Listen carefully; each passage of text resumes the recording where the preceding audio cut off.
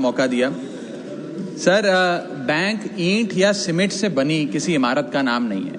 Bank सिर्फ किसी steel या एल्यूमिनियम से बने एटीएम का नाम नहीं है, और बैंक ना ही एक काउंटर से दूसरे काउंटर पर दौड़ रहे बैंक ग्राहकों की उस दौड़ का नाम है। बैंक नाम है विश्वास का, बैंक नाम है अधिकार का, न्याय का, समानता का। लेकिन पिछले कुछ वर्षों में यह विश्वास जो ग्राहकों का बैंकिंग व्यवस्था में था वो कहीं ना कहीं कमजोर होता नजर आ रहा है, और उसके कुछ बुनियादी कारण, बहुत ही बेसिक कारण आज मैं सदन में आपके माध्यम से सरकार के सामने रखना चाहूंगा।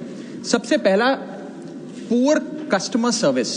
यदि आज किसी ग्राहक को सरकारी बैंक में किसी काम से जाना हो तो मान लीजिए उसके ग्रह खराब चल रहे हैं और दिहाड़ी भी खराब होगी। कोई नौकरी पेशा आदमी हो तो ऑफिस से छुट्टी लेनी पड़ती है, कोई स्टूडेंट हो तो प्रैक्टिकल का एग्जाम मिस करना पड़ता है, यहां तक कि साधारण सी पासबुक अपडेट कराने भी जाना हो तो वो भी एक संघर्षशील सफर में तब्दील हो जाता है। मैडम, आप जब किसी सरकारी बैंक में घुसते हैं तो ऐसा लगता है कि 80 या 90 की दशक की किसी इमारत में आ गए हैं, जहां पे दीवारें उखड़ रही होती हैं, पंखा अपनी मर्जी से चलता है और लाइनें रेल टिकट से भी ज्यादा लंबी होती हैं। इसके बाद जब आप काउंटर नंबर 1 पे पहुंचते हैं तो बताया जाता है काम यहां नहीं होगा, काउंटर नंबर 4 पर जाइए। जब काउंटर नंबर 4 पे जाते हैं तो बताया जाएगा यहां पर भी काम नहीं होगा, फर्स्ट फ्लोर पर जाइए। और जब आप थके हारे फर्स्ट फ्लोर पर पहुंचते हैं तो बताया जाता है कि लंच हो गया है, लंच के बाद 2 बजे आइएगा।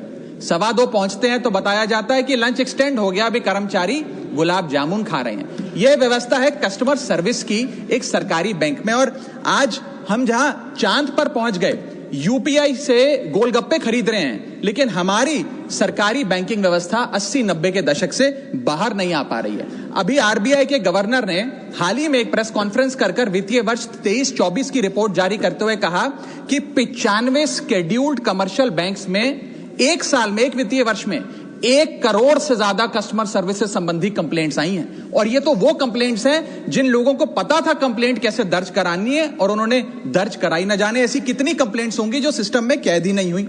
इसी के साथ साथ बैंकिंग कोड और स्टैंडर्ड्स बोर्ड ऑफ इंडिया का एक सर्वे बताता है कि 45% बैंक कस्टमर्स बैंकिंग व्यवस्था से डिससैटिस्फाइड है, असंतुष्ट हैं। और मैं चाहूंगा आपके माध्यम से सरकार के कानों तक ये बात पहुंचे कि डिजिटल सर्विसेज का एक कस्टमर सेटिस्फैक्शन ऑडिट कराना चाहिए सरकारी बैंकों का, कि क्या हमारी सरकारी बैंकों की वेबसाइट का इंटरफेस या मोबाइल एप्लीकेशंस सरल हैं, अच्छी हैं, या कस्टमर्स उससे त्रस्त हैं। दूसरा बड़ी समस्या है रूरल इंडिया के अंदर limited access to banking infrastructure. आइए गांव की ओर चलते हैं। मैडम, क्या हमारी बैंकिंग व्यवस्था ग्रामीण इलाकों तक पहुंच चुकी है? नाबार्ड की एक रिपोर्ट बताती है कि 50% of rural India is still suffering from lack of adequate access to banking. Financial inclusion index की आरबीआई की 2020 की रिपोर्ट बताती है कि ग्रामीण भारत में हर 100 में से मात्र 54 लोगों तक ही हमारी बैंकिंग व्यवस्था जैसे तैसे पहुंच पाई है, और 30% से ज्यादा रूरल हाउसहोल्ड आज भी ऐसे हैं जो पूरी तरीके से अनबैंक्ड हैं। और मैम, बैंकिंग की ग्रामीण इलाकों में अगर बात करें तो बैंकिंग व्यवस्था ने ग्रामीण इलाकों के साथ सौतेला व्यवहार किया है। पहले तो बैंक की ब्रांच गांव के पास नहीं है। जब वो बूढ़ा आदमी भोला भटका बैंक की 5-10 किलोमीटर दूर ब्रांच तक पहुंचता है तो पता लगता है कि बिजली गुल है। बिजली आ जाती है तो पता लगता है सर्वर डाउन हो गया है। सर्वर भी चल जाता है तो पता लगता है आधार सीडिंग में दिक्कत है, फिंगरप्रिंट मिसमैच हो रहा है, या बैंक अकाउंट की मैपिंग ही नहीं हो पा रही है। डॉक्यूमेंटेशन से लेकर कॉम्प्लिकेटेड फॉर्म से लेकर लैंग्वेज के चैलेंजेस तक ग्रामीण इलाकों में लोगों को झेलने पड़ते हैं। और सबसे ज्यादा बैंकिंग फ्रॉड भी गांव के भोले भाले आदमी के साथ होता है। इसी के चलते हमारे गांव का आदमी प्राइवेट निजी साहूकार के पास जाकर लोन लेना बेहतर समझता है, ना कि किसी बैंक के पास जाकर। और जब वे साहूकार के पास जाता है तो ना वहां पेपर वर्क होता है, एक इजियर एक्सेस होता है, फियर ऑफ बैंक और इलिटरेसी नहीं होता। बहुत बार तो मॉर्गेज पे भी कुछ नहीं रखना पड़ता, इसलिए वो साहूकार से ब्याज पे पैसा उठाता है, लेकिन साहूकार उसे मनमानी दाम पर वो ब्याज पर पैसा देता है। 60 से 80% सालाना का इंटरेस्ट रेट चार्ज करता है, जिंदगी भर के लिए उसकी गुलामी लिखवा लेता है, और वो बेचारा गांव का भोला भाला आदमी डेट ट्रैप में फंस के रह जाता है। मेरी तीसरी बड़ी समस्या जो मैं आज आपके सामने रखना चाहूंगा वो है साइबर फ्रॉड और digital frauds in the banking sector.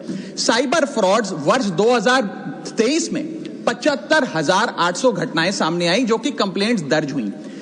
वर्ष 2024 आते आते 75,000 से बढ़कर यह आंकड़ा 2,92,000 हो गया, यानी कि 285% के बैंकिंग फ्रॉड्स की घटनाओं में इजाफा देखा गया। और 2100 करोड़ रुपए लोगों के इस बैंकिंग फ्रॉड के चलते जीरो हो गए, शून्य हो गए, उनका नुकसान हो गया। और सबसे ज्यादा कंप्लेंट्स इसमें यूपीआई रिलेटेड बैंकिंग फ्रॉड्स की आई हैं। मैडम, मैं आपको बताना चाहूंगा कि मनी थेफ्ट के साथ साथ उतना ही जरूरी है डेटा थेफ्ट। जब आप बैंक को पूरे विश्वास के साथ अपना डेटा देते हैं, अपना पैन देते हैं, अपना नाम, एड्रेस, डेट ऑफ बर्थ, तमाम चीजें देती हैं, क्या बैंक आपके डेटा को सुरक्षित रख पाता है? क्या बैंक वो जाने अनजाने में या डेटा चोरी के माध्यम से वो सारा हमारा डेटा मार्केटिंग कंपनियों के पास, क्रेडिट कार्ड कंपनियों के पास, लोन देने वाले, फ्लैट बेचने वाले लोगों तक नहीं पहुंचता? एक रिपोर्ट के मुताबिक 2019 में एसबीआई के 3 million customer account data leak हो गया और तमाम बैंकिंग हिस्ट्री लीक हो गई। 2021 में मोबीविक का 8.2 TB का केवाईसी डेटा ही लीक हो गया। 2021 में एक पेमेंट गेटवे जस्ट पे का 100 मिलियन क्रेडिट कार्ड की पेमेंट डिटेल्स और रिकॉर्ड्स लीक हो गई।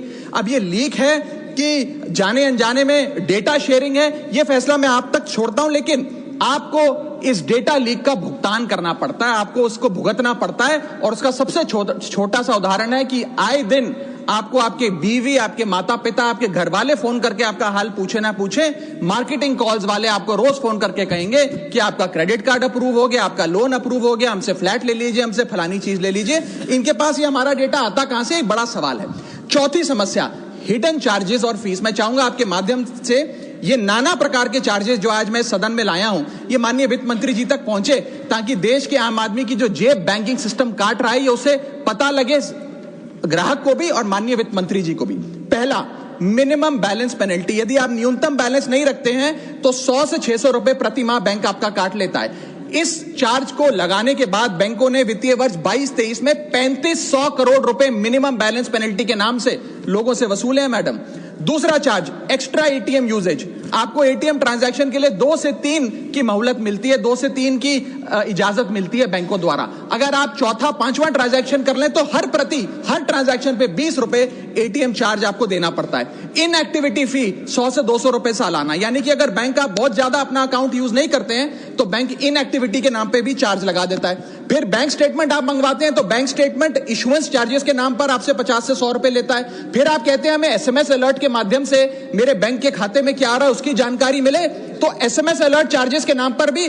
प्रति क्वार्टर 20 से 25 रुपए आपसे लिया जाता है। ऑनलाइन पेमेंट करेंगे एनईएफटी की तो ट्रांजैक्शन फी भी ली जाती है। जबरदस्ती आपको पहले लोन बेचते हैं और फिर उसके बाद लोन प्रोसेसिंग फी के नाम पर 1 से 3% लोन अमाउंट का काट लेते हैं। और जब आपकी किस्मत ठीक चल रही हो और आप समय से पहले अपना लोन बकाया जो है उसका भुगतान करने बैंक पहुंच जाएं तो loan pre closure charges, early payment penalty के नाम पर भी बैंक आपसे पैसा वसूलता है। साधारण सा सिग्नेचर बदलवाना हो, नॉमिनी की डिटेल्स बदलवानी हो, उस चेंज पर भी 200 रुपए प्रति ट्रांजैक्शन के नाम पे बैंक आपसे पैसा वसूलता है। और डिमांड ड्राफ्ट, पे ऑर्डर बनाने जाएं तो 100 से 200 रुपए प्रति डिमांड ड्राफ्ट आपसे पैसा वसूलता ही वसूलता है। यानी कि कस्टमर्स की जेब काटी जा रही है और कस्टमर्स को पता भी नहीं लगता कि कितना पैसा बैंक इन नाना प्रकार के चार्जेस के चलते आम आदमी से वसूल रहा है।